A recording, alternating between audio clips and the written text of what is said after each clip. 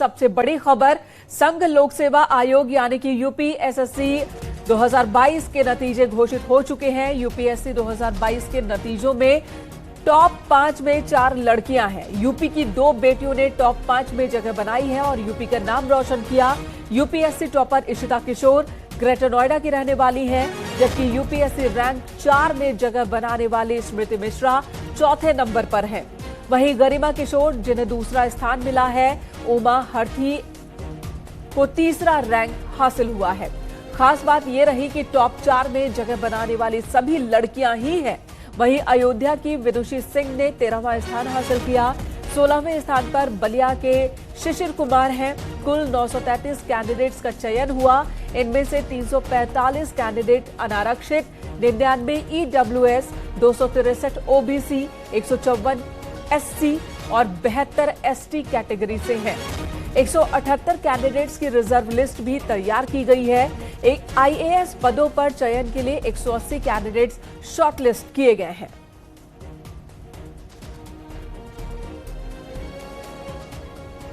शैलेंद्र वांगू इस वक्त हमारे साथ फोन लाइन पर मौजूद है। शैलेंद्र, वाकई कई महत्वपूर्ण पॉइंट्स हैं जो कि उत्तर प्रदेश के लिए गर्व की बात है।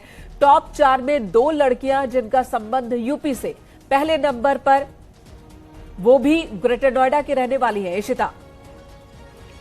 बिल्कुल आपने सही कहा मेनका कि जो टॉपर हैं इस बार भी, जहां तक मुझे याद है पिछले साल जब रिजल्ट आए थे तब भी टॉप 3 जो थी वो महिलाएं थी।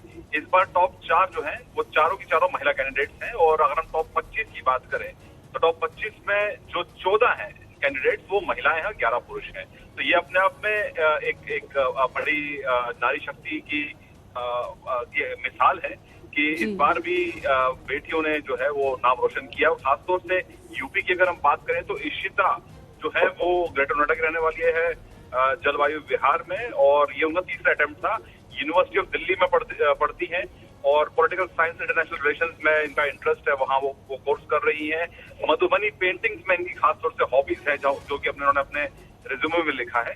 तो ये आपको बता दें कि ये रिजल्ट जो है कुछ देर पहले अनाउंस हुआ है, जिसमें कुल 933 कैंडिडेट जो है उनका चयन हुआ है। अलग अलग सर्विसेज में अपना योगदान देंगे, उनको अलॉट किया जाएगा। और इस बीच जो केंद्रीय मंत्री हैं डॉक्टर जितेंद्र सिंह, जो कि एमओएस पीएमओ है, उन्होंने अब से कुछ देर पहले ही बधाई भी दी है तमाम कैंडिडेट्स को। खासतौर से इशिता का नाम लेके भी उन्होंने बधाई दी है जो तमाम कैंडिडेट्स ने टॉप किया। और माना जा रहा है आने वाले दिनों में डॉक्टर जितेंद्र सिंह जो टॉपर्स होंगे उनसे वो मुलाकात भी जल्द यहाँ पर केंद्रीय गृह मंत्रालय में करेंगे। हर बार की तरह वो ये मुलाकात वो करेंगे। उसमें सभी टॉपर्स जो है उनको इनवाइट किया जाता है, उनकी हौसला अफजाई की जाती है और बेहतर भविष्य के लिए उनको शुभकामनाएं दी जाती है। जी, यूपीएससी देश के सबसे ज्यादा मुश्किल एग्जाम्स में से एक माना जाता है। टॉप पर ये एग्जाम मुश्किल में भी माना जाता है।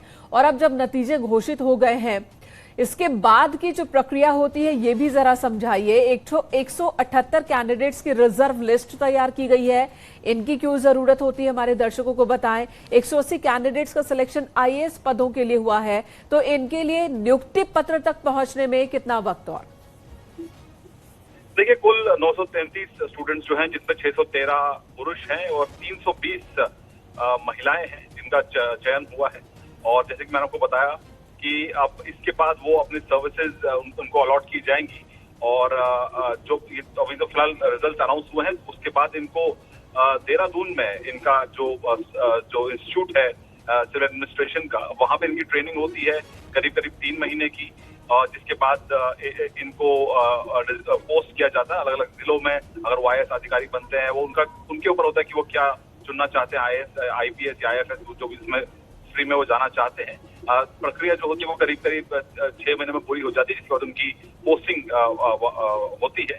और इसी बीच जो रिजर्व लिस्ट होती है उसका मकसद ये होता है कि कोई कैंडिडेट जो है वो ज्वाइन ना करवा पाए सर्विस, तो उस केस में जो रिजर्व लिस्ट है उसमें से लोगों को फिर मौका दिया जाता है। लेकिन फिलहाल रिजल्ट आज ही घोषित हुए हैं। अभी जिन कैंडिडेट्स के नाम इसमें आए हैं उनके घरों में खुशी का माहौल है। केंद्रीय मंत्री से आपको कहा कि उनको बधाई दी कि आने वाले एक हफ्ते के अंदर इनको यहाँ पर दिल्ली में इनवाइट किया जाएगा ताकि इनसे केंद्रीय मंत्री से ठीक है मुलाकात शैलेंद्र करके जी इनको बने रहे हमारे साथ। अब जब रिजल्ट लागू हो चुका है, रिजल्ट आ चुका है, तो बधाइयों का तांता अब लग गया है। इन सभी को बधाइयां मिल रही हैं। इस वक्त हमारे साथ स्मृति मिश्रा जो कि चौथे नंबर पर है, चौथा रैंक उन्होंने हासिल किया है यूपीएससी एग्जाम में, हमारे साथ मौजूद है फोन लाइन पर।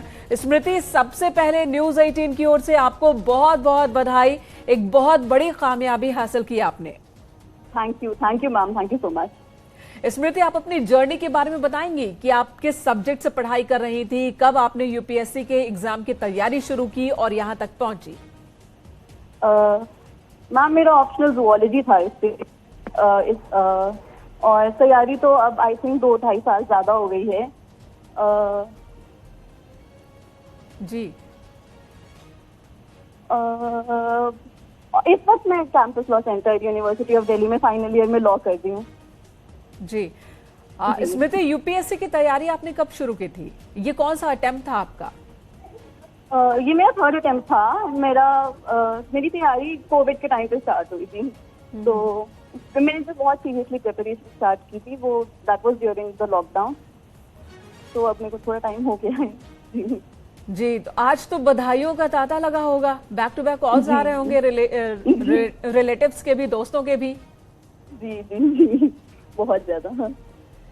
अब बहुत ज्यादा क्वेश्चन लोगों के मन में होता है, उन बच्चों के जहन में भी होता है जो यूपीएससी क्रैक करना चाहते हैं, जो एग्जाम में बैठना चाहते हैं, जो आपकी तरह आगे बढ़ना चाहते हैं, कि कितना पढ़ना होता है अगर यूपीएससी एग्जाम को पास करना हो और एक अच्छा रैंक लाना है तो?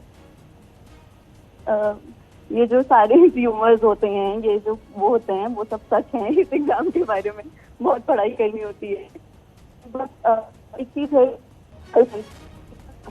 आती है परसिवियरेंस, और इसमें रिजल्ट तुरंत नहीं मिलता।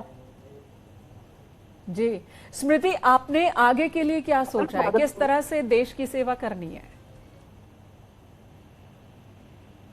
वन थिंग कि बाकी तो जी प्लस आई थिंक महिलाओं के जी जी। स्मृति, अभी आपकी बात जितनी सामने समझ में आ रही है, आप महिलाओं को लेकर काफी कंसर्न हैं और आगे फ्यूचर में उनके लिए कुछ स्पेशल कदम भी उठाना चाहती हैं, काम करना चाहती हैं। बहुत बहुत धन्यवाद स्मृति आपका न्यूज 18 से बात करने के लिए। जाहिर सी बात है, उत्साह उनकी आवाज में भी देखने को और समझने को मिल रहा है। स्मृति जिन्होंने काफी मेहनत की, जो कह रही हैं कि ये 3rd अटेम्प्ट उनका था और इस अटेम्प्ट में उन्होंने कामयाबी हासिल की, 4था रैंक हासिल किया है, और अब जो उन्होंने सोच रखा था, जो उनका सपना, उस सपने को पूरा करने की दिशा में, अपने देश की सेवा करने की दिशा में वो आगे बढ़ेंगी। थोड़ी देर पहले स्मृति से बातचीत हुई थी, उन्होंने क्या कहा था वो भी हम आपको सुनाते हैं। स्मृति Mishra, this is my 3rd attempt and first interview. I have used only IAS material for both my prelims and mains preparation. I've extensively used Prahar for my mains preparation. My mock interview experience with the panel was great. I came to know a lot of problem areas. The questions were very diverse. The panel was very cordial, gentle, and they intended to the primary purpose was to get an overall view of my personality rather than throwing questions just at random. So this was my experience. It was great. Yes.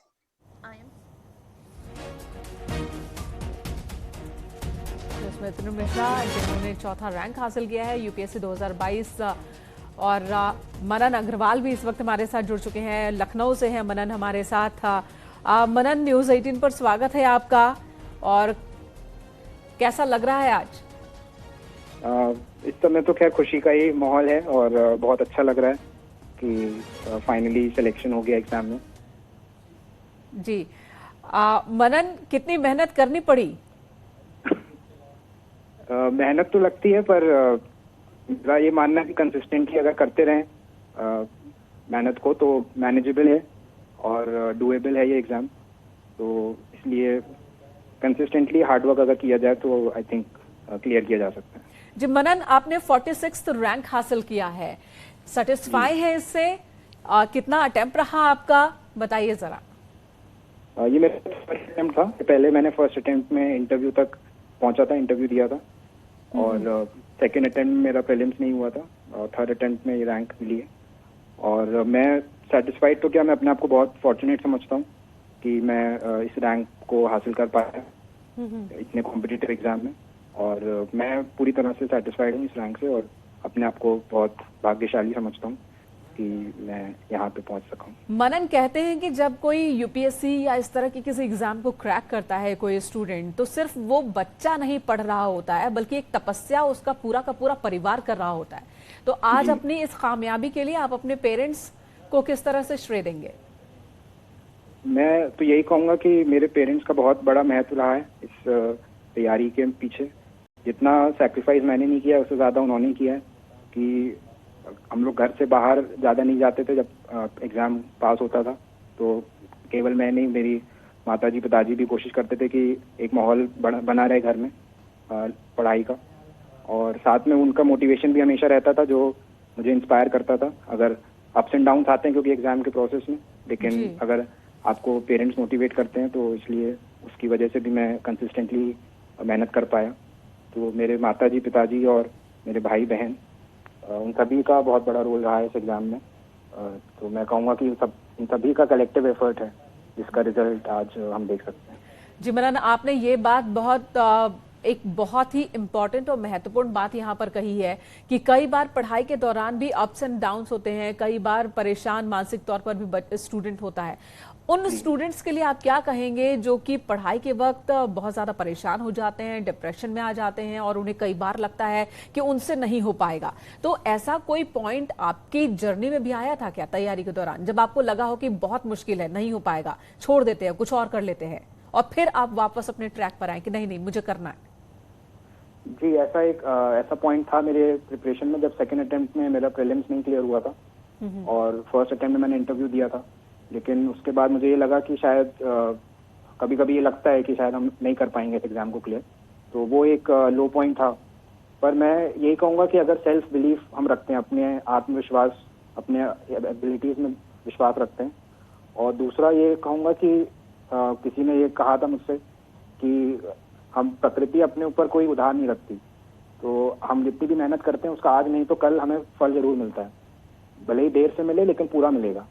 तो इस तरह से मेरी दीदी ने भी competitive exam दिया इसके पहले, तो उनका भी इंस्पिरेशन था कि आप लगे रहिए, आप ऐसा नहीं है आज नहीं तो कल आपको सफलता मिलेगी।